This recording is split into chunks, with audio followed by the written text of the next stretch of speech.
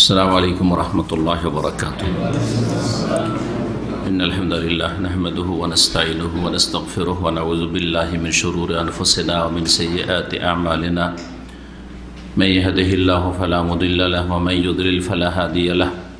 وأشهد أن لا إله إلا الله وحده لا شريك له وأشهد أن محمدا عبده ورسوله صلى الله تعالى عليه وعلى آله وصحبه وسلم تسليما كثيرا.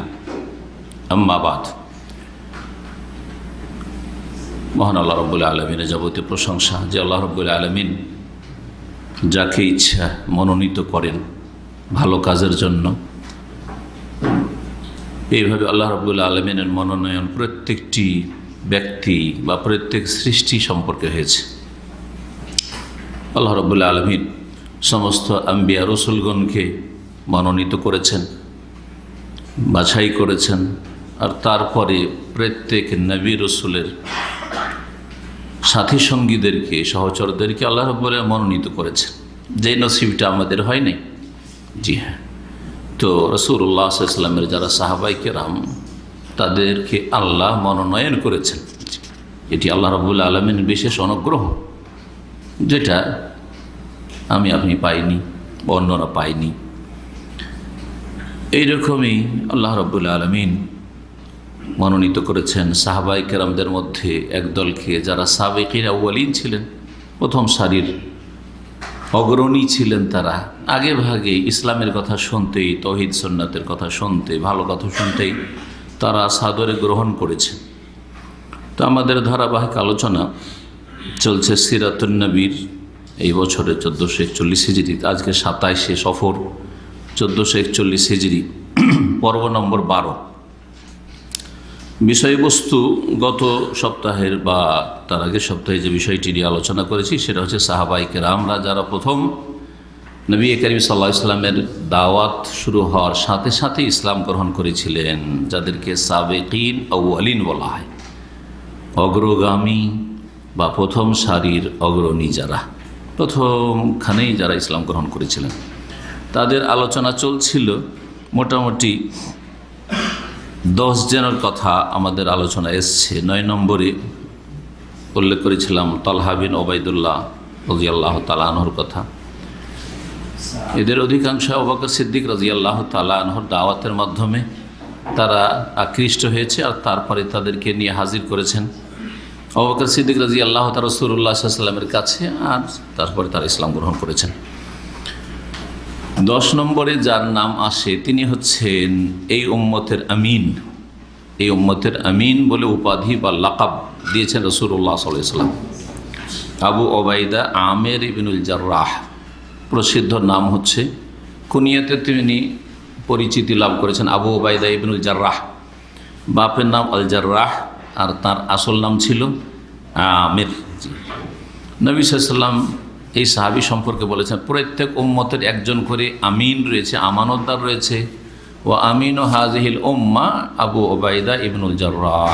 আর এই উম্মতের আমিন, বিশ্বস্ত ব্যক্তি, আস্থাভাজন ব্যক্তি হচ্ছে আবু ওবাইদা ইবনুল জাররাহ। 11 নম্বরে আবু সালমা ইবনে আব্দুল আসাদের কথা উল্লেখ হয়েছে। 12 নম্বরে তার প্রিয়তমা স্ত্রী উম্মে সালমা রাদিয়াল্লাহু তাআলা আনহা, তিনি ইসলাম কবুল করেছেন, তার নাম এসছে। আবু সালামা রাদিয়াল্লাহু তাআলা ইন্তেকালের পরে উম্মে সালামা রাদিয়াল্লাহু তাআলা আনহা ইদ্দত পার করার পরে রাসূলুল্লাহ সাল্লাল্লাহু আলাইহি সাল্লাম তাকে বিবাহ করেছিলেন। নবী সাল্লাল্লাহু আলাইহি সাল্লামের যে বিবিগণ রয়েছে তার মধ্যে একজন হচ্ছেন উম্মে সালামা। এই হচ্ছে উম্মে সালামা, যিনি সিরিয়ালে প্রথম দিকে 12 নম্বরে তার নাম আছে। 13 নম্বরে আরকাম ইবনুল আবিল আরকাম। 14 নম্বরে উসমান বিন মাজউন রাদিয়াল্লাহু তাআলা আনহু, যিনি মদিনায় প্রথমেই ইন্তেকাল করেছিলেন, আর তখন মুহাজিরিনদের অভাবের যুগ ছিল। জি হ্যাঁ, তার কথা একটা হাদিসে এসছে, রাসূলুল্লাহ সাল্লাল্লাহু আলাইহি ওয়াসাল্লাম জি হ্যাঁ উল্লেখ করেছেন বিষয়টি। এবং এই উসমান বিন মাজউনের 2 ভাই, এক ভাই কোদামা বিন মাজউন, আর এক ভাই হচ্ছে আবদুল্লাহ ইবনে মাজউন। 15 এবং 16 নম্বরে। 17 নম্বরে ওবাইদা ইবনুল হারিস ইবনুল মুত্তালিব, রাসূলুল্লাহ সাল্লাল্লাহু আলাইহি সাল্লামের চাচা একজন ছিলেন আল হারিস, হারিস বিন মুত্তালিব। এই হারেসের ছেলে ওবায়দা বিন হারিস বিন মুত্তালিব বিন আব্দে মানাফ। জি, রসুল্লাহ সাল্লাল্লাহু আলাইহি সাল্লামের দাদারা 4 ভাই বলেছিল, কারো মনে আছে? দাদারা হচ্ছে 4 ভাই। জি হ্যাঁ, আব্দুল মুত্তালিব বিন হাশেম, না আব্দুল মুত্তালিব, আর তারপরে রসুল্লাহ দাদা তো আব্দুল মুত্তালিব না, দাদা না, রসুল্লাহ সাল্লাল্লাহু আলাইহি সাল্লামের দাদা আব্দুল্লাহের বাপ হচ্ছে হাশেম একটা গোত্র তো হাশেম, ওরা 4 ভাই, হাশেমেরা 4 ভাই, হাশেম আর মুত্তালিব, আর আরেকজন হচ্ছে নৌফাল, আর একটা গোত্র বানু নৌফাল, আর একটা গোত্র হচ্ছে বানু আব্দে শামস। এই 4টা গোত্র কুরাইশের বড় বড় গোত্র।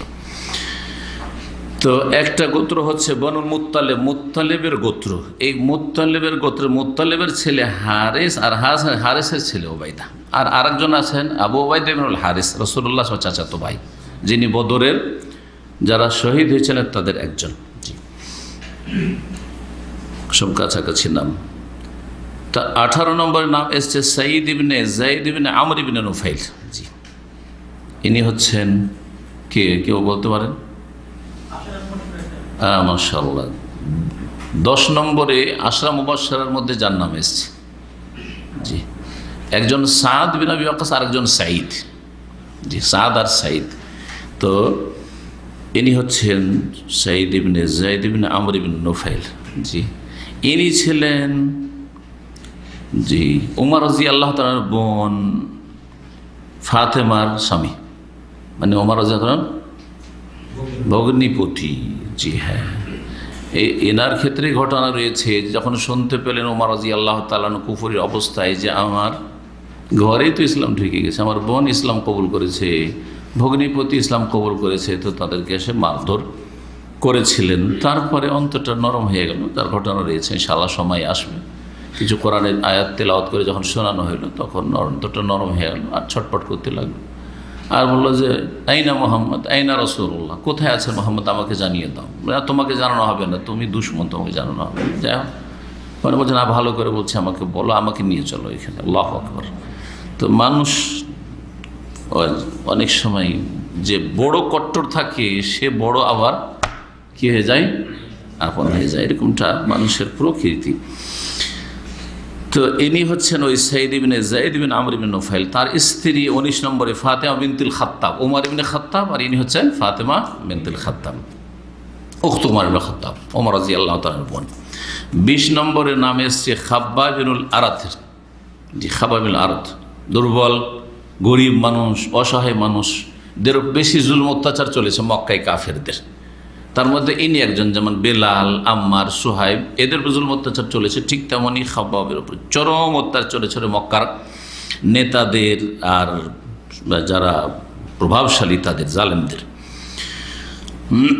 21 নম্বরে নাম এসছে আবু তালেবের ছেলে জাফর, রাসূলুল্লাহ সাল্লাল্লাহু আলাইহি ওয়াসাল্লামের চাচাতো ভাই জাফর রাদিয়াল্লাহু তাআলা আনহু। তার স্ত্রী 22 নম্বরে ইসলাম কবুল করেছেন আসমা বিনতে উমাইস। জি, 23 নম্বরে ইসলাম কবুল করেছেন খালিদ বিন সাঈদ ইবনুল আস। জি, 24 নম্বরে তার স্ত্রী আমিনা বিনতে খালাফের আমিনা। এখানে বেশ কিছু সাহাবায়ে কেরামদের ক্ষেত্রে দেখা যাচ্ছে, বরং অধিকাংশ সাহাবায়ে কেরামদের ক্ষেত্রে আলহামদুলিল্লাহ দেখা যাচ্ছে যে তাদের ইসলামের সাথে সাথে তাদের পরিবার, স্ত্রী ইসলাম কবুল করেছে। কিন্তু কিছু ব্যতিক্রম ঘটেছে, এটা আল্লাহর হিকমত হবে। জি, ব্যতিক্রম ওটা হবে। এর মাধ্যমে আল্লাহর অনেক হিকমত রয়েছে, এটা প্রমাণ করা যে হেদায়েত একমাত্র আল্লাহর ইচ্ছাধীন, কারো ক্ষমতাই নেই। এই ব্যতিক্রম ঘটানোর জন্য দূরের লোক ইসলাম কবুল করেছে, রাসূলুল্লাহ সাল্লাল্লাহু আলাইহি ওয়াসাল্লামের খুব কাছের লোকে বেশ কি করেছে, বড় শত্রুতা করেছে। আবু লাহাব কট্টর শত্রু, আবু লাহাবের চাইতে বড় কোনো কট্টর শত্রু ছিল না। আবার শত্রু ছিল মিত্র, কিন্তু গোড়া অন্ধ, একবার অন্ধ। আবু তালেব বাপ দাদা ধর্মের অন্ধ, দুটো হেদায়েত থেকে বঞ্চিত।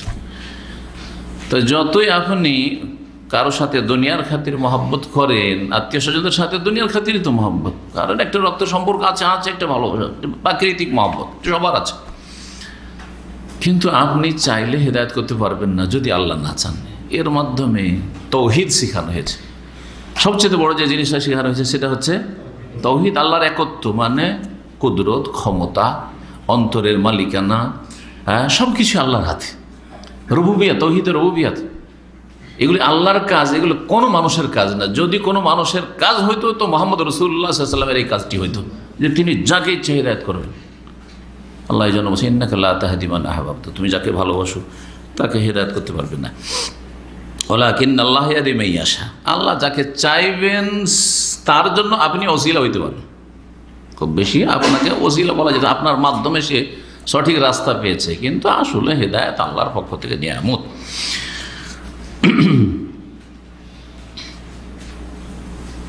বলছিলাম আমিনা বিনতে খালাফের কথা 25 নম্বরে এই খালিদ বিন সাইদ বিন আসের ভাই আমর বিন সাইদ বিন আস।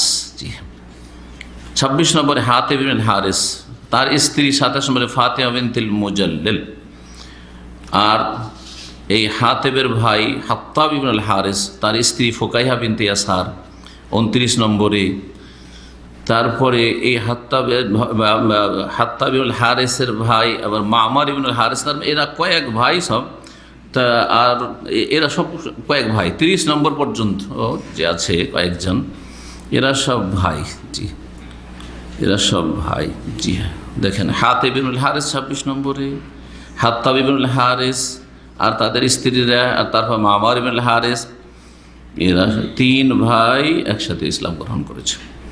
মুত্তালিব বিন আজহার 31 নম্বরে তার নাম এসছে, তার স্ত্রী রামলা বিনতে আবি আউফ 32 নম্বরে। 33 নম্বরে ইসলাম গ্রহণ করেছেন নুআইম বিন আবদুল্লাহ ইবনে উসাইদ আন-নাহাম। জি, যার কথা এটি হাদিসের ঘটনায় এসেছে রাসূলুল্লাহ সাল্লাল্লাহু আলাইহি ওয়াসাল্লামের।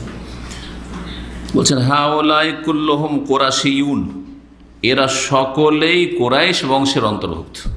কুরাইশ একটা বড় বংশ, আর এই বংশে বিভিন্ন গোত্র ছিল, যেটা হচ্ছে ছোট একটা অংশকে বংশের গোত্র বলা হয়। জি, আরবিতে বিভিন্ন নামগুলি এই ক্ষেত্রে রয়েছে। বলছে এরা সবাই কুরাইশই ছিল, মিন বতুন ও আফগাজ সাত্তা মিন কুরাইশ, কুরাইশ বংশের বিভিন্ন গোত্রের, কেউ এই গোত্রের, কেউ এই গোত্রের। যেমন গোত্রগুলি বলতে গিয়ে রাসূলুল্লাহ সাল্লাল্লাহু আলাইহি ওয়াসাল্লামের জি দাদার বাপ হাশেমের কথা বললাম, যে ওরা 4 ভাইয়ের নামে 4টা গোত্র ছিল। ওমিনাস সাবিকিন আল আউয়ালিন আল ইসলাম মিন গায়রি কুরাইশ, এতক্ষণ পর্যন্ত তাহলে কুরাইশদের কথা আলোচনায় আসলো। কুরাইশদের মধ্যে 33 জনের নাম আসলো। কুরাইশ ছাড়াও বেশ কিছু লোকেরা, মক্কার অধিবাসী যারা, তারা ইসলাম গ্রহণ করেছিল প্রথম দিকে। আর এরা অধিকাংশই দুর্বল, অসহায় ছিল, কারণ কুরাইশরা হচ্ছে প্রভাবশালী মক্কায়। কুরাইশরা হচ্ছে কাবার, তারা বিভিন্ন দায়িত্বে তারা নিয়োজিত। তারা হচ্ছে কাবার মুতাওয়াল্লি বিভিন্ন দিক থেকে, কেউ জমজমের দায়িত্বে, কেউ কাবার চাবির দায়িত্বে, তো কেউ কাবার আর কিছু দায়িত্বে, ইত্যাদি ইত্যাদি সব দায়িত্ব ভাগ করা ছিল তাদের। কুরাইশ ছাড়াও প্রথম দিকে যারা ইসলাম গ্রহণ করেছেন তাদের একজন গুরুত্বপূর্ণ সাহাবী, বরং প্রখ্যাত সাহাবী, আলেম, ফকিহ, তিনি হচ্ছেন আর মুকরি, কারি, হাফেজ আব্দুল্লাহ বিন মাসউদ রাদিয়াল্লাহু তাআলা। 32 নম্বরে যদিও তার নাম উল্লেখ করেছে, কিন্তু তিনি হয়তো অনেকের আগে ইসলাম গ্রহণ করেছেন, হ্যাঁ, বেশ কয়েকজনের পরে। কারণ একটি হাদিস মুসনাদ আহমদে রয়েছে, যেটি আল্লামা আলবানী রাহমাতুল্লাহ আলাইহি সিরাতুন নবিয়াতে উল্লেখ করেছেন। তাতে আব্দুল্লাহ বিন মাসউদ রাদিয়াল্লাহু তাআলা বলছেন যে আমি এক মালিকের, মক্কার যে ধনী লোকেরা, মালিকের ছাগল চড়াইতাম। তারপর রাসূলুল্লাহ সাল্লাল্লাহু আলাইহি ওয়াসাল্লামের দাওয়াতের কথা শুনতে পেলাম, আর শুনেই তারপরে ইসলাম গ্রহণ তিনি করেছিলেন। প্রথম দিকে ইসলাম গ্রহণ করেছিলেন। তার উপর বড় জুলুম অত্যাচার হয়েছে কাফের নেতাদের। 33 নম্বরে মাসউদ বিন রাবিয়ার নাম এসছে আল কারি। 34 নম্বরে আবদুল্লাহ বিন জাহাস, ওর ভাই। 35 নম্বরে আবু আহমদ ইবনে জাহাস। 36 নম্বরে বিখ্যাত সাহাবী সুহাইব বিন সিনান আর রুমি রাদিয়াল্লাহু তাআলা নাম এসছে, সুহাইব রাদিয়াল্লাহু তাআলা। এই সুহাইব রাদিয়াল্লাহু তাআলা ইউরোপের লোক ছিলেন, ইউরোপের লোক।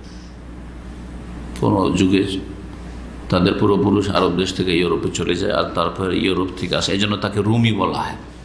আগের যুগে ইউরোপকে ইউরোপ বলে জানতো না মানুষ, 1400 বছর আগে। তখন জানতো রোম বলে। কি বলে জানতো? রোম।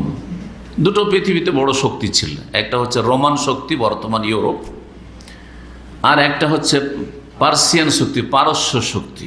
পারস্য শক্তি বর্তমান ইরাক আর ইরান, আর তার সাথে আজারবাইজান, উজবেকিস্তান, আশেপাশে যেসব দেশগুলি রয়েছে এগুলো মিলে বিশাল এক রাজত্ব ছিল।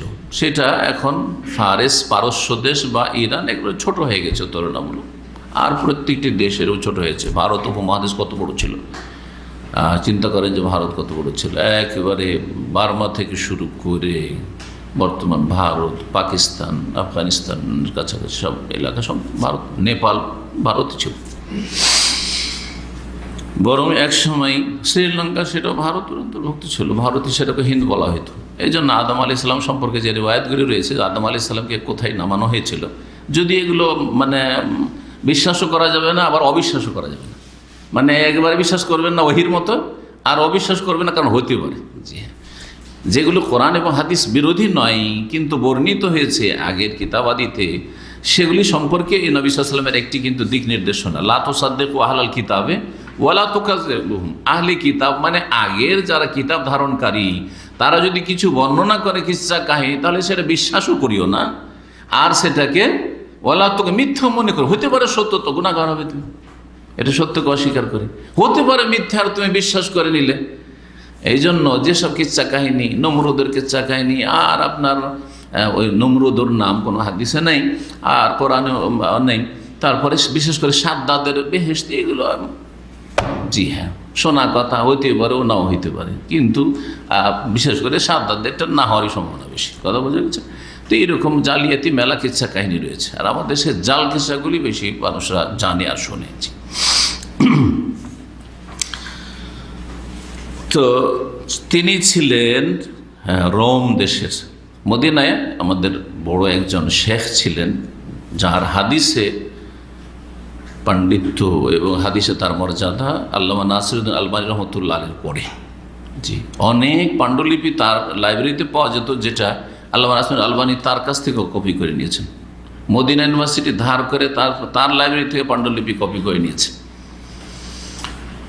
তো ওনার লাইব্রেরিতে আমরা যেতাম, মদিনা ইউনিভার্সিটির পিছন দিকে যে মহল্লাটা আছে সেখানে ওনার বাড়ি ছিল, আর ওনার ছেলে আবার আমাদের হাদিস ফ্যাকাল্টিতে লেখাপড়া করতো। তো যেতাম, আল্লাহর ছেলেরা আমরা খুব ভালোবাসতো, যে যেত তাদেরকে তিনি খুব ভালোবাসতেন। তো উনি একদিন এইরকম তার লাইব্রেরিতে বসে আমাদের সাথে কথা বলে সরাসরি শোনা, উনি বলছেন যে আল্লাহ রাব্বুল আলমিনের কি হিকমত, আল্লাহ রাব্বুল আলমিন নবী করিম সাল্লাল্লাহু আলাইহি ওয়াসাল্লামের প্রথম যুগে যেই সব লোকেরা ইসলাম গ্রহণ করেছে, তাদের মধ্যে প্রত্যেক অঞ্চলের একজন করে প্রতিনিধি দিয়ে দিয়েছেন, প্রতিনিধি দিয়েছেন। জি, এবং সবাই রাসূলুল্লাহ সাল্লাল্লাহু আলাইহি ওয়াসাল্লামের নজরে সমান ছিল, কোনো পার্থক্য ছিল না। আরব আর আজম, প্রথম আরব আর আজম মানে আরব আর অনারব, তাই না? যারা আরবি ভাষা মাতৃভাষা নেই ওদেরকে আজম বলা হয়। তো আরবদের প্রতিনিধি আবু বকর সিদ্দিক রাদিয়াল্লাহু তাআলা সবচেয়ে বড় প্রতিনিধি, ইসলামের একটা বড় একজন সদস্য। জি হ্যাঁ, এই উম্মতের বরং প্রথম ব্যক্তি রাসূলুল্লাহ সাল্লাল্লাহু আলাইহি ওয়াসাল্লামের পরে। জি হ্যাঁ, প্রথম ইসলাম গ্রহণ করলেন। আজমদের মানে এশিয়ান, আজম মানে অনারব, সাধারণত কারা এশিয়ান, যদিও অনারব ইউরোপরাও আর আফ্রিকা দুই রকম আছে। আফ্রিকান অ্যারাবিয়ান দেশও আছে, আর অনারব দেশও আফ্রিকাতে আছে। তো সাধারণত এশিয়ার লোককে আজম বলা হয়তো ওই যুগে, কারণ এশিয়াতে আরবি ভাষা কোনো জায়গায় বলা হতো না, শুধু আরব, এই আরব এলাকাটাও এশিয়ার একটা অংশ, এটা ছাড়া বাকি উপমহাদেশ আর কি, ভারত উপমহাদেশ যেটা ইরান থেকে শুরু হয়, আর সেই যুগে ইরাক থেকে শুরু হতো। ইরাকের ভাষা মাতৃভাষা ফার্সি ভাষা ছিল, এই জন্য ইমাম আবু হানিফা রাহমাহুল্লাহর মাতৃভাষা ছিল ফার্সি। ইমাম আবু হানিফার মাতৃভাষা ফার্সি ছিল, আরবি ওনার শেখা ভাষা শিখেছেন। আর তারপরে যখন ইসলামিক হুকুমত হয়ে গেল আর আব্বাসীদের রাজধানী হয়ে গেল, তার আগে উমাইয়াদের যুগেই সেখানে কুফা, বাসরা এই শহরগুলি হয়ে গেছিল। আর বাগদাদ শহর যেটা বর্তমান রাজধানী, আর তখনকার রাজধানী আব্বাসী আমলে রাজধানী শুরু হল, তখন এগুলো আরব দেশ হিসাবে গণ্য হয়ে গেলো, এই ইরাকের অংশটা। নাহলে ইরাকটাও আসলে সেখানকার মাতৃভাষা ফার্সি ছিল। যে কথাটা বলছিলাম যে প্রথম প্রতিনিধি 1 নম্বর আবু বকর সিদ্দিক রাদিয়াল্লাহু তাআলা আরব, দ্বিতীয় প্রতিনিধি অনারব এশিয়ান হচ্ছে সালমান ফার্সি রাদিয়াল্লাহু তাআলা আনহু। পারস্য একটি যে বড় শক্তি, সেই শক্তি থেকে একজন প্রতিনিধি নবী সাল্লাল্লাহু আলাইহি সাল্লামের সালমান ফার্সি।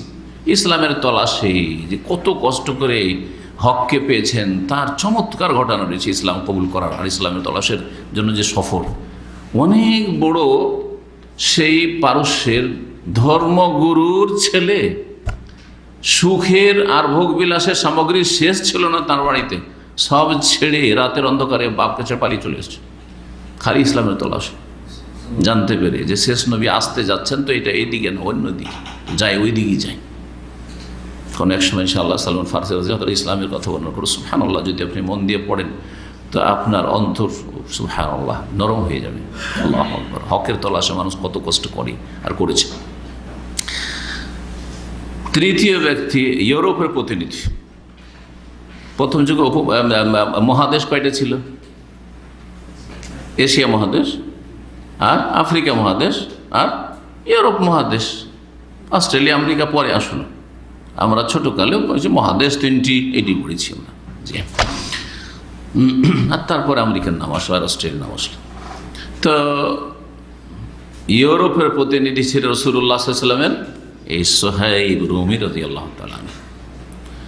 আফ্রিকার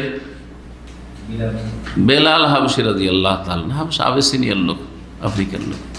নবী করিম সাল্লাল্লাহু আলাইহি ওয়াসাল্লামের কাছে চারজনকে বসালে আপনি পার্থক্য দেখতে পাবেন? দেখতে পাবেন? কোনো দেখতে পাবেন না।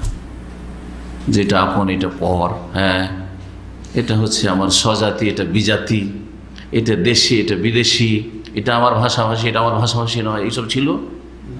যেটা হচ্ছে জাতীয়তা, ভাষাগত জাতীয়তা অথবা ন্যাশনালিজম, যেটা ভৌগোলিক জাতীয়তা। সুবহানাল্লাহ, এগুলি জাহেলিয়াত। আসলে আল্লাহ রাব্বুল আলামিন যেন হেফাজত করেন। এক শ্রেণীর লোকেরা মাদ্রাসা পড়েও, আপনারা তো মাদ্রাসা পড়েন, মাদ্রাসা পড়েও এর থেকে মুক্ত হইতে পারছে না। বড়ই দুঃখের বিষয়। যদি এর থেকে মুক্ত না হইতে পারে তাহলে জি, এর ঊর্ধ্বে আসার চেষ্টা করতে হবে। যে আমাদের খাতির, আমাদের সম্পর্ক হচ্ছে কিসের? ঈমান, ইসলামের। প্রথম প্রত্যেক মুসলিমের সাথে যে সম্পর্কটা আছে সেই সম্পর্কটা অমুসলিমের সাথে নেই, ক্লিয়ার কথা। তারপরে তখন মুসলিমদের সম্পর্কের ক্ষেত্রে মুসলিমদের মধ্যে কার সাথে সম্পর্ক বেশি, কার সাথে কম?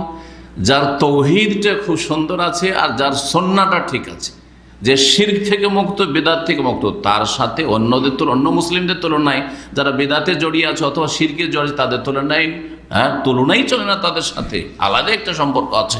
জি, আলাদা একটা সম্পর্ক আছে। এই নয় যে ভাই কেউ শির করছে তবুও আমার দিনী ভাই, বেদাত করছে তাও ওই রকমই আন্তরিকতা তার সাথে। আপনার এখনো ইমানে ত্রুটি আছে। আপনার ইমান লিল্লাহ নয়, ফিল্লাহ নয়, আল হুব্বু ফিল্লাহ ওয়াল বুগদু ফিল্লাহ, আল্লাহর জন্য ভালোবাসা এখনো হয়নি। তো রাসূলুল্লাহ সাল্লাল্লাহু আলাইহি ওয়াসাল্লাম এর বাস্তবায়ন করেছেন। শেখ হাম্মাদ আল আনসারী রাহমাতুল্লাহি আলাইহি তিনি বলতেন যে রাসূলুল্লাহ সাল্লাল্লাহু আলাইহি ওয়াসাল্লামের কাছে যদি এইরকম কিছু থাকতো তাহলে মুয়াজ্জিন হবে, তো আরবি হবে। এই হাবশী কেন মুয়াজ্জিন হবে? প্রথম মুয়াজ্জিন মসজিদ নববীর, তাও আফ্রিকা থেকে হবে। করেছেন? করেননি। নবী সাল্লাল্লাহু আলাইহি ওয়াসাল্লামের কাছে সমান। সুবহানাল্লাহ। 37 নম্বরে যার নাম এসেছে আম্মার ইবনে ইয়াসির আনাসি রাদিয়াল্লাহু তাআলা আনহু, প্রসিদ্ধ নাম। অনেক বয়স পেয়েছিলেন। আর আলী রাদিয়াল্লাহু তাআলা আনহুর তিনি অত্যন্ত প্রিয়জন, এবং আলী রাদিয়াল্লাহু তাআলা তার কাছে অত্যন্ত প্রিয়জন ছিলেন। একবারে যে ভক্ত ভাষাটি আসলে ব্যবহার করা ঠিক নাই, না হলে যদি ওই ভাষা বলেন তাহলে বলতে হবে যে একেবারে জি, শেষ জীবন পর্যন্ত আলী রাদিয়াল্লাহু তাআলা আনহুর সাথে তিনি খুব শক্তভাবে ছিলেন। তার পিতা ইয়াসির রাদিয়াল্লাহু তাআলা 38 নম্বরে, 39 নম্বরে তার মা, কার মা? আম্মারের মা কে? সুমাইয়া রাদিয়াল্লাহু তাআলা আনহা, প্রথম শহীদ ইসলামের, প্রথম শহীদ ইসলামের। 40 নম্বরে আমের বিন ফুহাইরা রাদিয়াল্লাহু তাআলা আনহুম আজমাইন। এই 40 জনের নাম প্রথম দিকে। এদেরকে বলা হয় যে প্রথম দিকের এরা মুসলিম সাহাবায়ে কেরাম, সাবিকিন আউয়ালিন, যদিও আরও বাড়ানো হয়েছে বলবেন, কিন্তু তাদের মধ্যে এরা প্রথম দিকে। এখন কয়েকজন মহিলা সাহাবিয়ার নাম শুনেন যারা প্রথম দিকে ইসলাম গ্রহণ করেছেন। তাদের একজন 41 নম্বরে উম্মে আইমান জি, নবী সাল্লাল্লাহু আলাইহি ওয়াসাল্লামের, জি হ্যাঁ, তিনি ছিলেন যে প্রতিপালনকারী। এই ভাষাটি আমরা কি বলি, যেটা আপনার দেখাশোনা করে কোলে নিয়ে পরিচর্যাকারী। উম্মে আইমান বারাকা আল হাবাসিয়া, ইও হাবশি মহিলা ছিলেন, রাসূলুল্লাহ সাল্লাল্লাহু আলাইহি সাল্লামের স্বাধীনকৃত দাসী এবং রাসূলুল্লাহ সাল্লাল্লাহু আলাইহি সাল্লামের পরিচর্যাকারিণী ছিলেন। 42 নম্বরে উম্মুল ফজল লুবাবা আল কুবরা বিনতুল হারিস আল হিলালিয়া। জি, উম্মুল ফজল, ফজলের মা বলা হয় কারণ তার বড় ছেলের নাম ফজল ছিল, ফজল ইবনে আব্বাস, আর তার নাম ছিল লুবাবা, বাপের নাম ছিল হারিস, হিলাল বংশের। আর তিনি ছিলেন রাসূলুল্লাহ সাল্লাল্লাহু আলাইহি ওয়াসাল্লামের দুই চাচা যে ইসলাম গ্রহণ করেছেন তার একজন হচ্ছেন আব্বাস রাদিয়াল্লাহু তাআলা, আব্বাস বিন আব্দুল মুত্তালিব। এই আব্বাসের স্ত্রী, আব্বাস তাআলার স্ত্রী, স্বামীর আগে স্ত্রী ইসলাম গ্রহণ করেছে। জি, আব্বাস রাদিয়াল্লাহু তাআলা একটু পরে ইসলাম গ্রহণ করেছেন, কিন্তু এই উম্মুল ফজল বাবা আগে ইসলাম গ্রহণ করেছেন। জি, তারপরে নাম এসছে 43 আসমা বিনত আবু বকর সিদ্দিক রাদিয়াল্লাহু, আবু বকর সিদ্দিকের মেয়ে আসমা রাদিয়াল্লাহু তাআলা আনহা ইসলাম গ্রহণ করেছেন। কিন্তু বড়ই দুঃখজনক বিষয় যে আসমার মাকে রাজি করতে পারেন, মেয়েও পারেনি, চেষ্টা করেছে, আর আবু বকর সিদ্দিকও পারেন। জি, শেষে তালাক দিতে হয়েছে, ইসলাম কবুল করেনি। জি, এই ক্ষেত্রেই একদিন আসমা রাদিয়াল্লাহু তাআলা আনহা রাসূলুল্লাহ সাল্লাল্লাহু আলাইহি ওয়াসাল্লামকে জিজ্ঞেস করলেন, আবু বকরের মেয়ে, বড় মেয়ে, জি ইয়া রাসূলুল্লাহ, আমার মা তো মুশরিকা, ওয়াহিয়া রাগেমা, এবং ইসলাম বিদ্বেষী, মুশরিক আর তার সাথে ইসলাম বিদ্বেষী, ওকে যদি বলি ইসলামের কথা শুনতে রাজি না। আফা আসেলোহা, তার সাথে আমি কি ভালো আচরণ করবো, সদ্ব্যবহার করবো, মানে ওর সাথে সেলাতুল আরহাম, আত্মীয়তার যে হক একটা রয়েছে, সুসম্পর্ক রাখা, যেটা অন্তরের না, অন্তরের ঘৃণা কাফের কুফরের উপরে থাকতেই হবে, কিন্তু কথা হচ্ছে বাহ্যিক যেসব লেনদেনের বিষয় রয়েছে, মাকে যা দিতে হয়, বাপকে যা দিতে হয়, আত্মীয় স্বজনদেরকে যা দেওয়া লাগে, সেও কাফের হইল। জিজ্ঞেস করছেন আফা আসেলোহা, তার সাথে সেলাতুল আরহাম, আত্মীয়তার সুসম্পর্কের যে বিষয়গুলি রয়েছে সেগুলিকে আমি বহাল রাখবো? রাসূলুল্লাহ বলে সিলিহা, তার সাথে সুসম্পর্ক রাখো, সিলিহা। তবে দিনের কথা বললে, বাতিল দিনের কথা যদি বলে তাহলে শোনা যাবে না। এইরকমই যেসব ভাইদের মা অথবা বাবা কবর মাজারপন্থী, মিলাদপন্থী, কিয়ামপন্থী, শিরক বিদআতে লিপ্ত রয়েছে, পীরের মুরিদ, যে তাদের সাথে সদ্ব্যবহার করবেন, বরং তাদেরকে আকৃষ্ট করা, তাদেরকে তাওহীদ সুন্নাতের দিকে ডাকার একটা বড় উপায় হচ্ছে যে তাদের সাথে ভালো ব্যবহার করা।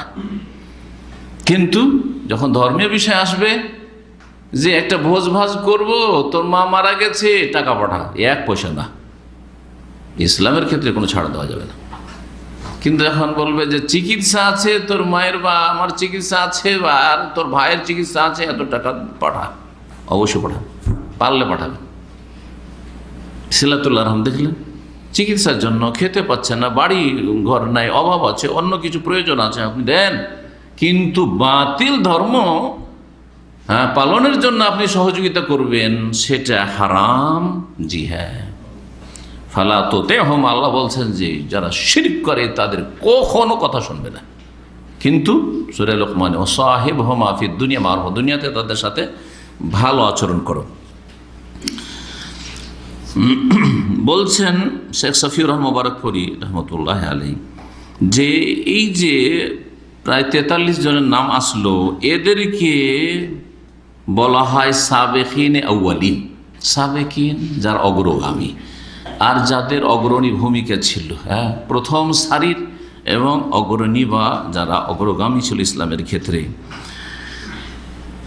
গভীরভাবে সিরাতুন নবী বা নবী সাল্লাল্লাহু আলাইহি ওয়াসাল্লামের সাহাবায়ে কেরামদের জীবনী স্টাডি করলে দেখা যায় যে যাদের সম্পর্কে বলা হয়েছে বিভিন্ন হাদিসে বা সিরাতের কিতাবাদিতে যে এরা প্রথম যুগে ইসলাম গ্রহণ করেছে, এরা কাদিমুল ইসলাম, এর ইসলামটা অত্যন্ত পুরাতন, প্রথম দিকে ইসলাম গ্রহণ করেছে, যে কথাগুলি যাদের সম্পর্কে বলা হয়েছে তাদের সংখ্যা গণনা করলে দেখা যায় যে তাদের সংখ্যা 130-এর মতো হবে। ইয়াসেলো এলাম মিয়াতি ওয়া সালাসিনা সাহাবিয়ান, 130 জন সাহাবি যারা প্রথম যুগে ইসলাম গ্রহণ করেছিলেন। ওয়ালাকিন লা ইউরাফু বিযদাবত, এই যে প্রথম দিকে যে 130 জনের মতো সাহাবা ইকরাম বা সাহাবিয়াত ইসলাম গ্রহণ করেছিলেন, তারা সকলেই কি গোপনীয় দাওয়াতের সময়গুলিতে ইসলাম গ্রহণ করেছিলেন, নাকি তাদের মধ্যে কিছু এমনই ছিল যে প্রকাশ্যে দাওয়াত শুরু হওয়ার পর ইসলাম কবুল করেছিলেন? তাহলে বোঝা গেল, আর এর আগে আমি ইঙ্গিত করেছি যে নবী সাল্লাল্লাহু আলাইহি ওয়াসাল্লামের দাওয়াতের দুটো পিরিয়ড রয়েছে, হ্যাঁ, দুটো সময়কাল রয়েছে। একটা হচ্ছে গোপনীয় দাওয়াত, আর তার সাথে ব্যক্তি পর্যায়ে দাওয়াত, এনফিরাদি এবং সিররি। আরবিতে সির মানে গোপনীয়, লুকিয়ে লুকিয়ে দাওয়াত দাও, বেশি লোককে জানতে দেব না, একটা একটু করে বলি। আর বড় গ্যাদারিং থাকলে ওরা বলবো না, বেশি ঝামেলা বাঁধিয়ে দিবে। হ্যাঁ, তো একজন একজন করে ইনফিরাদি মানে ব্যক্তি পর্যায়ে দাওয়াত, আর সিররি মানে গোপন দাওয়াত। আর একটা হচ্ছে জাহরি দাওয়াত আর সম্মিলিত দাওয়াত, সমষ্টিগত দাওয়াত। প্রকাশ্যে কথা বলা, প্রকাশ্যে কথা বললে তো সবার সামনে হয়ে যাবে কথা। 10 জন আছে, 20 জন আছে, 50 জন আছে, ওদের সামনেই আলোচনা শুরু হয়ে গেল ইসলামের। এটা হচ্ছে দ্বিতীয় পর্ব, কিন্তু রাসূলুল্লাহ সাল্লাল্লাহু আলাইহি ওয়াসাল্লামের দাওয়াতের প্রথম পর্ব হচ্ছে গোপনীয় এবং ব্যক্তিগত দাওয়াত। আর এই সময়টা নবী সাল্লাল্লাহু আলাইহি ওয়াসাল্লামের দাওয়াতি জীবন, মক্কার দাওয়াতি জীবন হচ্ছে 13 বছর। তার মধ্যে প্রথম 3 বছর হচ্ছে সিররি দাওয়াত, গোপনীয় দাওয়াত, গোপনীয় দাওয়াত। জি, বাকি তাহলে 10 বছর হচ্ছে প্রকাশ্য দাওয়াত, প্রকাশ্য দাওয়াত। তো এই যে 130 জনের নাম এসেছে, তার কিছু বেশি হইতে পারে আরো। তো এরা কি সকলেই প্রথম 3 বছরের মধ্যে ইসলাম গ্রহণ করেছিল, নাকি তাদের 2-4 জন 10 জন প্রকাশ্যে দাওয়াত শুরু হওয়ার পর ইসলাম গ্রহণ করেছে? এই নিয়ে যারা সিরাতের ওলামা, তাদের মধ্যে দ্বিমত রয়েছে, আল্লাহু আ'লাম। আর সন্দেহ রয়েছে, হতে পারে যে 2-4 জন পরে বলছেন। তাই বলছেন যে এটা বোঝা যায় না যে তারা সকলে কি গোপনীয় দাওয়াতের সময়কালে ইসলাম গ্রহণ করেছিলেন, নাকি আওতা আখারা ইসলাম বাদহিম, না কেউ একটু বিলম্বে ইসলাম কবুল করেছে প্রকাশ্য দাওয়াত শুরু হওয়ার পরে। এই ছিল আজকের আলোচনা। সাহাবায়ে কেরাম, ওই সাহাবায়ে কেরামরা যাদেরকে কোরআনের ভাষা, এটি কিন্তু কোরআনের ভাষা, এই কথাটা এখানে বলে দেওয়া অত্যন্ত জরুরি। সূরা তওবার আয়াত নম্বর 100 আল্লাহ বলছে ওয়াস-সাবিকুনাল আউয়ালুনা মিনাল মুহাজিরিন ওয়াল আনসার। তাহলে সাবেকিন আর আউয়ালিন মানে প্রথম সারির অগ্রণী, এই দুটো উপাধি আল্লাহ প্রদত্ত, আল্লাহর দেওয়া। এটা শুধু সাহাবায়ে কেরামদের বা রাসূলুল্লাহ সাল্লাল্লাহু আলাইহি ওয়াসাল্লামের পক্ষ থেকে নয় যে যারা আগে ভাগে ইসলাম গ্রহণ করেছে ওদের একটা উপাধি হলো যে এরা হচ্ছে সাবেকিন আউয়ালিন, না, এটা হচ্ছে কোরআনী উপাধি যা স্বয়ং আল্লাহ রাব্বুল আলামিন তাদেরকে দিয়েছেন। তারা মুহাজির অথবা আনসার। মুহাজির তো বোঝা যাচ্ছে যে মক্কার লোক, সামনে রাসূলুল্লাহ সাল্লাল্লাহু আলাইহি ওয়াসাল্লাম দাওয়াত শুরু করেছে, ইসলাম গ্রহণ করেছে তারা এই প্রথম 3 বছরের মধ্যে। আর আনসারের মধ্যে যারা প্রথম শুনতে পেয়েছে রাসূলুল্লাহ সাল্লাল্লাহু আলাইহি ওয়াসাল্লামের কথা হজ মৌসুমে, আর গিয়ে গোপন ইসলাম গ্রহণ করেছে। প্রথম যে বায়াতে আকাবা উলা আর বায়াতে আকাবা সানিয়া যে হলো, ওখানে এসে ইসলামের ঘোষণা করেছে। এখনো মদিনায় কাফের সংখ্যাগরিষ্ঠ কয়েকজন গিয়ে রাতের অন্ধকারে, মক্কার লোকের ভয়ে রাতের অন্ধকারে, সে আপনার যে ওই জামরায় আকাবা রয়েছে, ওই যে আকাবা, ওখান থেকে এই জন্য বায়াতে আকাবা বলা হয়, শেষ জামরা যেটাতে পাথর মারেন হজে গিয়ে, ওই জায়গাটাতেই কোনো একটা জায়গায় ওখানে আশেপাশেই এই রাতের অন্ধকারে মিটিং হয়েছিল রাসূলুল্লাহ সাল্লাল্লাহু আলাইহি ওয়াসাল্লামের সাথে, প্রথম বায়াতে আর দ্বিতীয় বায়াতে, বায়াতে উলা আকাবা, বায়াতে আকাবা উলা আর বায়াতে আকাবা সানিয়া। এরা সবাই আনসার ছিলেন, কিন্তু আর মদিনা থেকে ওরা গিয়েছিলেন। তো এরা হচ্ছে সাবিকুন আউয়ালিন। এরা যখন ইসলাম গ্রহণ করলেন তখন তাদের প্রশিক্ষণের প্রয়োজন রয়েছে, তরবিয়তের প্রয়োজন। তরবিয়ত অত্যন্ত জরুরি। আমাদের ভারত উপমহাদেশ মাদ্রাসাগুলিতে যারা লেখাপড়া করে, দুঃখজনক হলে সত্য যে তালিমের অভাবের চাইতে বেশি তরবিয়তের অভাব।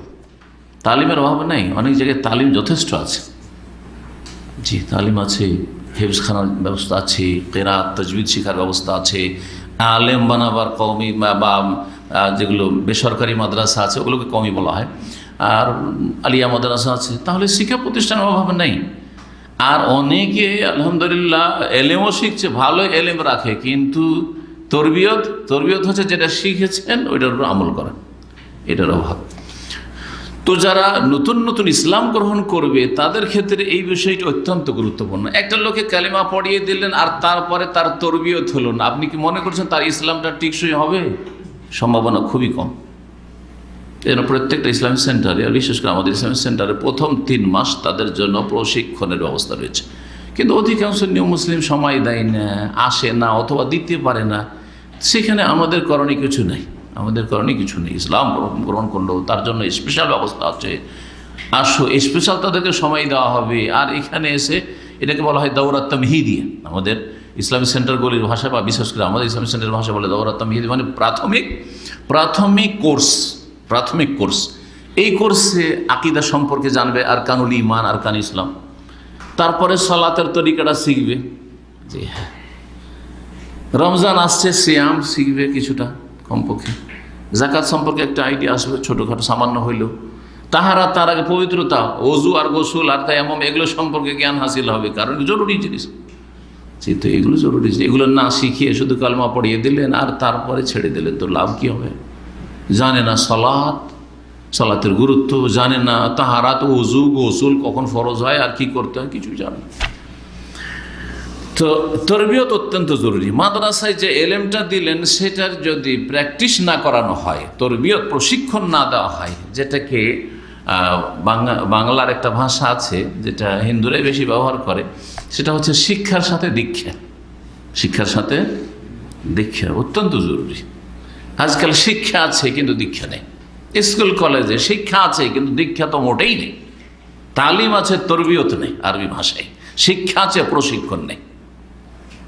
এত ব্রেনি ছাত্র, এত লেখাপড়া করলো, এরা দেশের সবচেয়ে টপ লেভেলের, কিন্তু খুনি, সন্ত্রাসী, জঙ্গি, এরা জালেম, নিষ্ঠুর। এরা একজন ভালো মানুষ, মুসলিম, আমাদের মতো মুসলিমদের কথা বাদ দেন, একজন ভালো মানুষ যদি তার মানবতাই থাকে, ইনসানিয়াতে থাকে, তার মধ্যে মানবতা থাকে, সে পশু নাই, তাহলে ওকে যদি বলে যে কুকুরকে তোকে এরকম করে পিটিয়ে মারতে পারবে না? হ্যাঁ, অথচ কুকুর হয়তো ঘেউ করছে, কামড় দিচ্ছে, ভয় লাগছে। একমাত্র সাপ বিচ্ছু ছাড়া অন্য কোনো প্রাণীকে যদি বলে পিটিয়ে তোকে এই শ্রীগালটাকে মারতে পারবে না। একটা যদি মানুষ, সে মানুষ হিসেবে মানুষ থাকে, কি মানুষ হয়েছে? তালিম আছে, তরবিয়ত নেই। শিক্ষা আছে, প্রশিক্ষণ নেই। শিক্ষা আছে, দীক্ষা নেই। জি, এইরকম শিক্ষার কোনো মূল্য নেই। এসব পড়ে লাভ নেই, এসব পড়ে পশু তৈরি হবে। জি, আর পশু তৈরি হচ্ছে। জি, কোরআন এবং হাদিস মাদ্রাসায় পড়লেও, মাদ্রাসা পড়ে অপরাধ করছে। মাদ্রাসা পড়ে কি করলো বাহরাইনে, বলেন দেখি। আজকে বাহরাইনে আমাকে 2-3 দিন আগে একজন শেখ ওখান থেকে টেলিফোনে, শেখ আর কি বলবো, বাংলাদেশের পাসপোর্টে এখানে এয়ারপোর্টে নেমে, তার বিজনেস আছে, এয়ারপোর্টে নেমে সে এয়ারপোর্ট থেকে বিদায় করে দিচ্ছে, ঢুকতে দেয়নি। একটা ঘটনার জন্য মসজিদে থাকে, হাফেজ, মাদ্রাসায় পড়েছে, কমে মাদ্রাসায় দাওরা পড়ে এসছে, আর একটা মানুষকে, তাও একটা মানুষ, নেক মানুষ, একটা ইমাম, একজন আলেম, সুবহানাল্লাহ, তাকে মেরে আর টুকরো করে আর তার বস্তায় ভরে, আউযুবিল্লাহ। ঘটনা আপনারা জানেন। লক্ষ লক্ষ বাংলা ভাষী মুসলিমদের কি ক্ষতিটা করলো চিন্তা করুন তো দেখি। আর নিজের ক্ষতি করে তো চলে গেছে যেখানে যা আফজা ইলা মা কাদ্দামা। বলবো না যে জাহান্নামী, কিন্তু কথা হচ্ছে যে, কারণ জান্নাত জাহান্নাম ফয়সালা করে আল্লাহর কাজ। এই জন্য বললাম যে আফজা ইলা মা কাদ, কোনো মানুষ যদি মারা যায় অপরাধ করে, যা করেছে সেখানে পৌঁছে গেছে। এটা নবী সাল্লাল্লাহু আলাইহি হাদিসের ভাষা। কিন্তু নবী সাল্লাল্লাহু আলাইহি ওয়াসাল্লাম কোনো খারাপ লোক মারা গেলে কি বলতেন? আফজা ইলা মা কাদ্দামা, যা অগ্রিম পাঠিয়েছে সেখানে পৌঁছে গেছে। পাপ পাঠিয়েছে, পাপের শাস্তির কাছে পৌঁছে গেছে।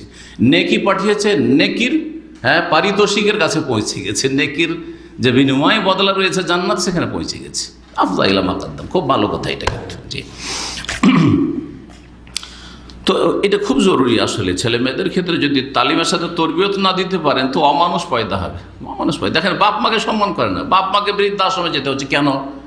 তালিম দিয়েছে, ডাক্তার, ইঞ্জিনিয়ার বানিয়েছে, ইউরোপ আমেরিকা পাঠিয়েছে, কিন্তু তরবিয়ত করেনি, যার ফলে তার কাছ থেকে আর কিছু কল্যাণ আশা করা যায় না যে বৃদ্ধ বাপ মাকে দেখবে। জি,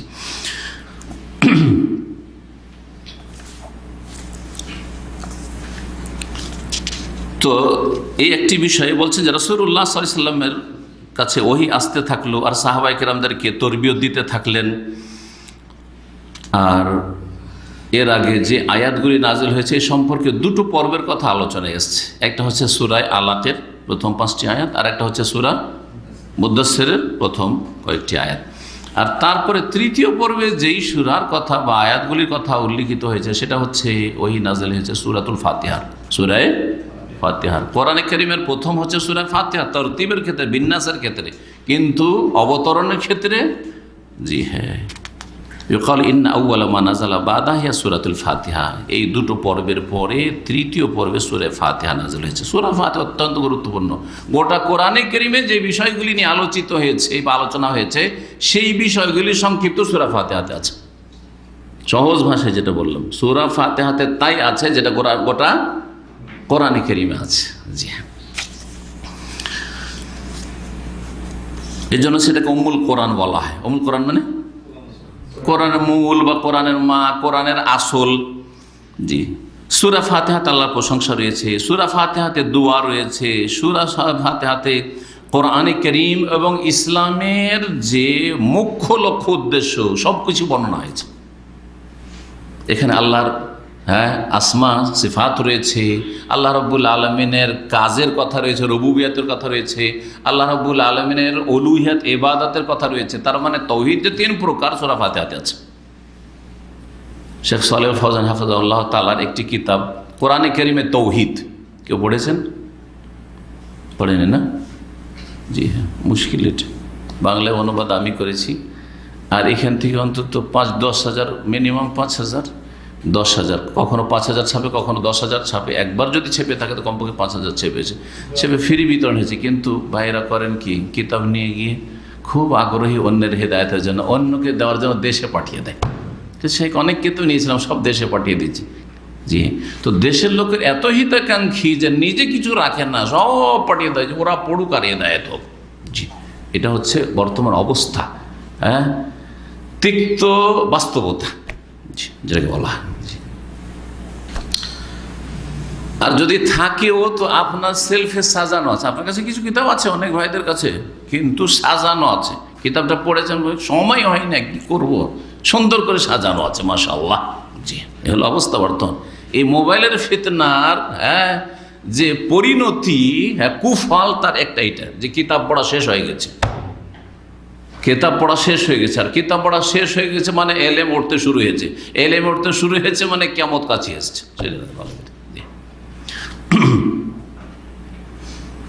আপনাদের কেন, আমার বিশাল লাইব্রেরি আছে আলহামদুলিল্লাহ, দেশেও আছে, এখানে ছোটোখাটো আছে, কিন্তু তারপরও আছে। এইখানের কিতাব যদি কেউ পড়তে পারে, আমি আমার ছেলের মেয়েরা পড়তে পারে, তাহলে অনেক বড় আলেম হওয়া যায়।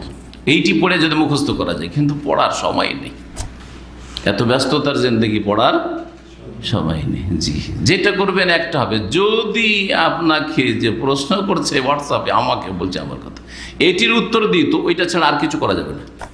আমি যে আপনাদেরকে পড়ে কিছু এখানে বক্তব্য দেবো, এরও সময় হবে না। এই হলো অবস্থা বর্তমান যুগের। আর যদি টেলিফোন করতে লাগে তাহলে তো বলতে হবে না, টেলিফোন করার সময়ই পাই না, কিছুটা উঠাবার সময় করতে হয়। জি, এই হলো অবস্থা আজকালকার ব্যস্ততা জিন্দেগি। আল্লাহ হেফাজত করে এবং আল্লাহ যেন ভালো তৌফিক দান করেন, সময় আল্লাহ বরকত দান করেন। রাসূলুল্লাহ সাল্লাল্লাহু আলাইহি ওয়াসাল্লাম তরবিয়ত শুরু করলেন, সূরা ফাতিহা নাযিল হইল। নবী করিম সাল্লাল্লাহু আলাইহি ওয়াসাল্লামকে প্রথম যে মানুষের তরবিয়তের জন্য যে নির্দেশ দেওয়া হলো সেটা হচ্ছে সালাত পড়তে হবে। নামাজের পাবন্দি করা বড় একটা তরবিয়ত প্রশিক্ষণ। কারণ যত আল্লাহর থেকে দূরে হয়ে যাচ্ছেন, যখন আপনি রুকু সিজদা করছেন আল্লাহর সামনে, তখন আবার কাছে হয়ে যাচ্ছে। এর ছাড়া তরবিয়ত হইতেই পারে না। কোনো মানুষ বলবে যে আমি খুব ভালো প্রশিক্ষণ নিই, অথচ আধা নামাজি, নামাজে সে মিস করে, হইতেই পারে না। 5 ওয়াক্ত সালাতের মাধ্যমে তরবিয়ত হইতে পারে। রাসূলুল্লাহ সাল্লাল্লাহু আলাইহি ওয়াসাল্লাম প্রথম যে তরবিয়ত শুরু করলেন সেটা সালাত দিয়ে শুরু হয়েছিল, আর প্রথম 5 ওয়াক্ত সালাত নাযিল হয়নি। প্রথমখানেই সূরা ফাতিহার অবতরণের পরে 2 ওয়াক্ত সালাত ছিল। কোনদিন শুনেছেন যে মেরাজের ঘটনার আগে রাসূলুল্লাহ সাল্লাল্লাহু আলাইহি ওয়াসাল্লাম সারা জীবন 2 ওয়াক্ত সালাত পড়েছেন? শুনেছেন না শোনেননি? যে শোনেননি, তার কত কিছু শিখার বাকি আছে। জি, 2 রাকাত করে 2 ওয়াক্ত। 2 ওয়াক্ত বললাম না, 2 রাকাত বললাম? হ্যাঁ, 2 ওয়াক্ত বললাম না? 2 ওয়াক্ত 2 রাকাত করে।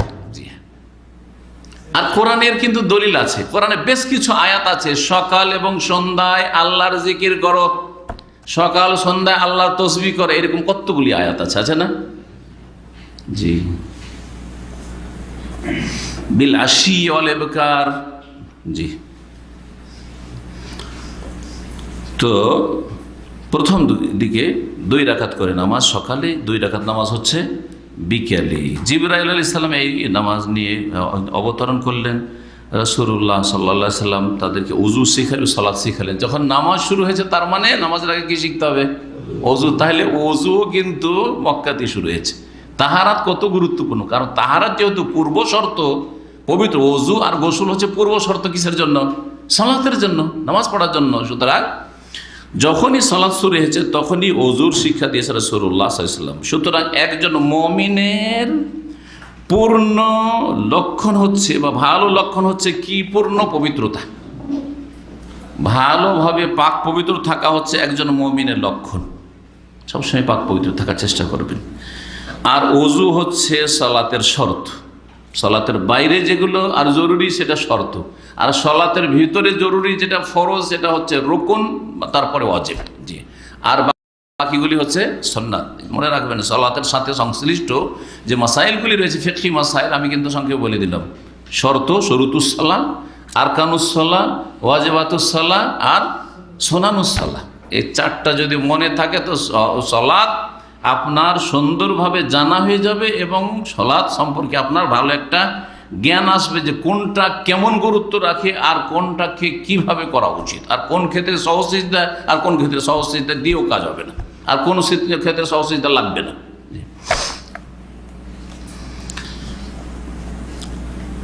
আর জানা আছে আপনাদের যে সূরা ফাতিহা ছাড়া সালাত হয় না। তাহলে সূরা ফাতিহা, সালাতের শুরুতে সূরা ফাতিহা নাযিল হয়েছে। নবী করিম সাল্লাল্লাহু আলাইহি ওয়াসাল্লাম সাহাবায়ে কেরামরা যে সালাত আদায় করতেন সেটা মক্কার যে জনগণ কাফেররা ছিল তাদের চোখের আড়ালে লুকিয়ে লুকিয়ে সালাত আদায় করতেন সাহাবায়ে কেরামগণ। এমনকি অনেকেই জঙ্গলে গিয়ে পাহাড়ের ঘাটিতে লুকিয়ে কোথাও সালাত আদায় করতেন, আর না হয় বাড়ির ভিতরে লুকিয়ে গোপনে, জানতে যত না পারে। বাড়ির ভিতরে জানলে, বাড়ির ভিতরে যদি কাফের থাকে তো জানবি, বাড়ির ভিতরে তো ঘরে ঘরে কাফের, সেই জন্য লুকিয়ে লুকিয়ে কোথাও গোপনে সালাত আদায় করতেন। জি। এখনও ভারতের অনেক ঘটনা আছে, ইসলাম গ্রহণ করেছে তারপরে কয়েক বছর ধরে নামাজ পড়তে পারেন না। বাপ মা কট্টর দুশ্মন, হিন্দু তো চরমপন্থী, হিন্দুরা খ্রিস্টানদের তুলনায় চরমপন্থী, বাঁচতে দিবে না যদি ইসলাম গ্রহণ করে। ইসলাম গ্রহণ করে আছে, কাউকে জানাইতেও পারছে না, কোথাও যেতেও পারছে না, কোথাও আশ্রয় পাচ্ছে না। ও সারাদিনের নামাজগুলি তার ইজতিহাদে আর কি, যদি এভাবে জায়েজ নয়, তা রাতের অন্ধকারে নামাজ পড়ে, রাতের অন্ধকারে নামাজ পড়ে, এরকম মেলা ঘটনা পাবেন। তারপরে কিছুদিন পরে, আরে রাতে উঠে করে গিয়েছিল এটা ভাই মেয়েটা কি করে, হে নামাজ পড়ছে। তখন জানতে পারলো যে এ তো আমাদের ধর্মকর্ম ছেড়ে দিয়েছে। তো সাহাবায়ে কেরামরা লুকিয়ে প্রথম দিকে গোপনে নামাজ পড়তেন, যাতে করে জুলম অত্যাচার না বেশি শুরু হয়ে যায়, কারণ রিয়াকশন শুরু হবে।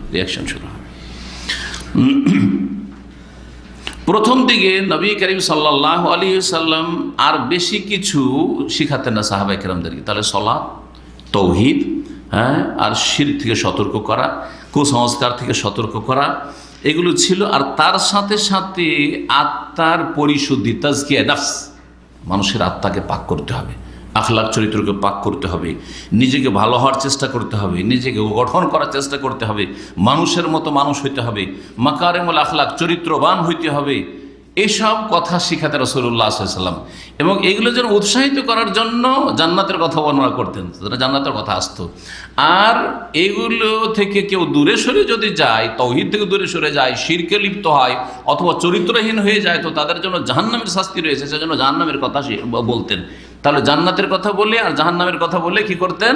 তরবিয়ত করতেন, প্রশিক্ষণ দিয়ে রাসূলুল্লাহ সাল্লাল্লাহু আলাইহি ওয়াসাল্লাম। তো একদিকে তারগীব তারহিব, জান্নাত জাহান্নাম দিয়ে তরবিয়ত করা, এই শিক্ষা দিয়ে, জ্ঞান দিয়ে, আরেকদিকে সালাত এবং তার সাথে সাথে চরিত্র গঠনের তালিম শিক্ষা দিয়ে এবং তরবিয়ত করে তাদেরকে প্রশিক্ষণ দেওয়া। এই ছিল রাসূলুল্লাহ সাল্লাল্লাহু আলাইহি ওয়াসাল্লামের মক্কায় প্রথম যুগের কাজ।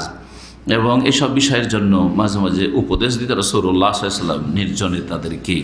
নবী সাল্লাল্লাহু আলাইহি ওয়াসাল্লাম সম্পর্কে যেমন কোরআনে কারিমে বলা হয়েছে যে ওয়ায়ুযাক্কিহিম ওয়া ইউআল্লিমুহুমুল কিতাব ওয়াল হিকমা, তিনি লোকদেরকে কি করতেন? পাক পবিত্র করতেন, তাদের আত্মার পরিশুদ্ধি করতেন, তাদের কলবকে, হৃদয়কে সাফ করতেন। জি হ্যাঁ, সাফ করতেন শিরক থেকে, পরিষ্কার করতেন বিদ্বেষ থেকে, হিংসা থেকে, শত্রুতা থেকে, আরও এরকম যতগুলি আমরাজুল করব অন্তরের রোগ হইতে পারে সেগুলি থেকে।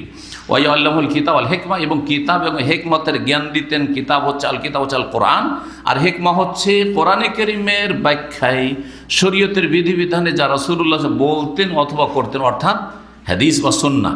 যেখানে কোরআনে কারীমে আল কিতাব ওয়াল হেকমা বলা হয়েছে, তাফসীরটা মুখস্থ করবেন যে আল কিতাব মানে হচ্ছে আল কোরআন, আর হেকমা মানে হচ্ছে হাদিস। হেকমা মানে হচ্ছে হাদিসটি। এইভাবে রাসূলুল্লাহ সাল্লাল্লাহু আলাইহি সাল্লাম তাদের তরবিয়ত করতেন, তাদেরকে ভালো আচরণের শিক্ষা দিতেন। মানুষের সাথে লেনদেনের ক্ষেত্রে ধোঁকাবাজি, ভওতাবাজি, মিথ্যার আশ্রয়, ঠকামি, এইসব যেন না হয়, ওয়াদা খেলাফি না হয়, ইত্যাদি এইসব তালিম রাসূলুল্লাহ সাল্লাল্লাহু আলাইহি ওয়াসাল্লাম দিতেন এবং তরবিয়ত করতেন। অন্ধকার থেকে আলোর দিকে নিয়ে আসতেন, সরল পথের দিকে নিয়ে আসার চেষ্টা করতেন এবং আল্লাহর দ্বীনকে আঁকড়ে ধরার জন্য তাদের প্রশিক্ষণ তরবিয়ত দিতেন। আল্লাহর রশিকে যাতে করে মজবুত করে ধরে, আল্লাহর দ্বীনের উপর যতই প্রতিকূলতা থাক না কেন যেন তারা অটল থাকার চেষ্টা করে, অবিচল থাকার চেষ্টা করে। ওয়াহা কাজা মারাত সালাসাতু আওয়াম, এইভাবে দীর্ঘ 3 বছর চলে যায়। এই রাসূলুল্লাহ 3 বছরের এই দাওয়াতের অবস্থা আজকে সংক্ষেপে বললাম।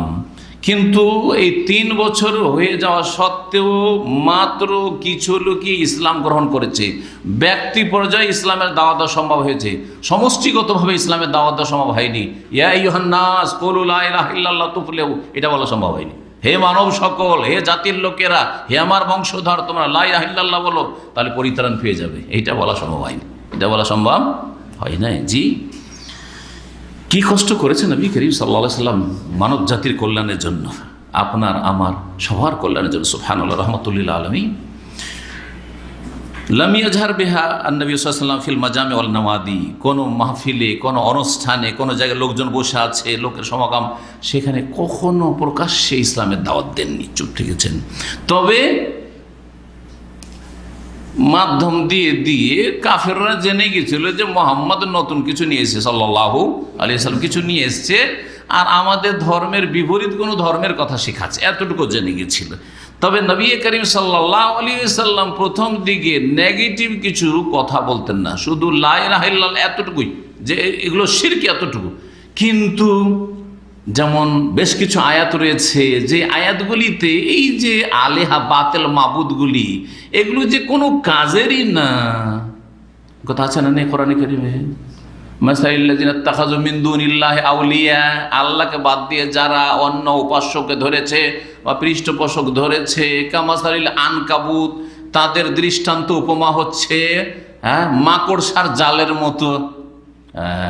মানহানি হয়ে গেল। এইভাবে প্রকাশ্যে করা হয়নি, সমালোচনা করা হয়নি যে এই শিরকের ধর্ম হচ্ছে কি মাকড়সার জাল ধরা। জি, মাকড়সার জালের উপর কেউ যদি ভরসা করে তাহলে তার কিছুই হবে না, ঠিক ওই রকম কিছুই লাভ হবে। ঠিক ওই রকমই এই দেবদেবীর পূজা, প্রতিমার পূজা কোনো কাজে আসবে না। মায়ামলে কোন মিন কিতমির, আরে একটা খেজুরের যে আটিতে একটু আঁশ থাকে ওইটারও মালিক না। এগুলো কথা পরে বলা হয়েছে, এগুলো প্রকাশ্য দাওয়াতের কালে। তখন তারা আরও সোচ্চার হয়েছে। প্রথম দিকে তারা যদিও প্রতিবাদ করেছে এবং কিছু মুমিনদের ওপর বাড়াবাড়ি করেছে, জুলম অত্যাচার করেছে, মারধর করেছে, কিন্তু একটা তাদের ধারণা ছিল যে এরা কিছুই করতে পারবে না। পরোয়া করেনি তারা, ও ভাবতেই পারেনি যে মুহাম্মদ সাল্লাল্লাহু আলাইহি ওয়াসাল্লাম যে বিষয়টি নিয়ে এসেছে, সেটা যেটা বলছে সেটা এত দূর এগিয়ে যাবে, এত শক্তিশালী হয়ে যাবে, এটা তারা কল্পনা করতে পারেনি। যার ফলে ওরা কি করত, উপহাস করে, ঠাট্টা মজাক করে উড়িয়ে দিত, হেও প্রতিপন্ন করে উড়িয়ে দিত। যখন কাউকে দুর্বল মনে করা হয় তখন কি করা হয়, হেও মনে করা হয়, আর তাকে মজাক করে উপহাস করে উড়িয়ে দেওয়া হয়। রাসূলুল্লাহ সাল্লাল্লাহু আলাইহি ওয়াসাল্লামের ওপর কোনোদিন তারা বাড়াবাড়ি করেনি সরাসরি, কারণ রাসূলুল্লাহ সাল্লাল্লাহু আলাইহি ওয়াসাল্লাম প্রথম দিকে এই হিকমতটা অবলম্বন করেছেন। কিন্তু যখন প্রকাশ্যে দাওয়াত দেওয়া শুরু করলেন আর তাদের বাতিল মাবুদের অসারতা আর বাতিল ধরনের অসারতার কথা উল্লেখ করলেন আর সেই আয়াতগুলি পড়ে পড়ে শোনালেন, আর তারপরে দেখা গেল যে প্রকাশ্যে দাওয়াত দেওয়া শুরু করলেন আর সংখ্যাও বাড়তে শুরু হয়ে গেল, তখন তারা চমকে উঠল যে ব্যাপার সবার খারাপ নেই, এতদিন তো এদেরকে উপহাস করছিলাম, এদেরকে তো হেও প্রতিপন্ন মনে করছিলাম, এদেরকে নিয়ে তো খেলতামাশা করছিলাম, কিন্তু এরা তো একটা বড় শক্তি হইতে যাচ্ছে, আমাদের সব নেতৃত্ব আর প্রভাব সব শেষ করে দিবে। তখন তারা সোচ্চার হয়ে উঠলো এবং জুলম অত্যাচার শুরু করলো। এখানে আজকের আলোচনা শেষ করছি। ও সাল্লাল্লাহু আলাইহি ওয়া সাল্লাম মোহাম্মদ ওয়া আলা আলিহি ওয়া সাহবিহি আজমাইন ওয়া জাযাকুমুল্লাহু খাইরান।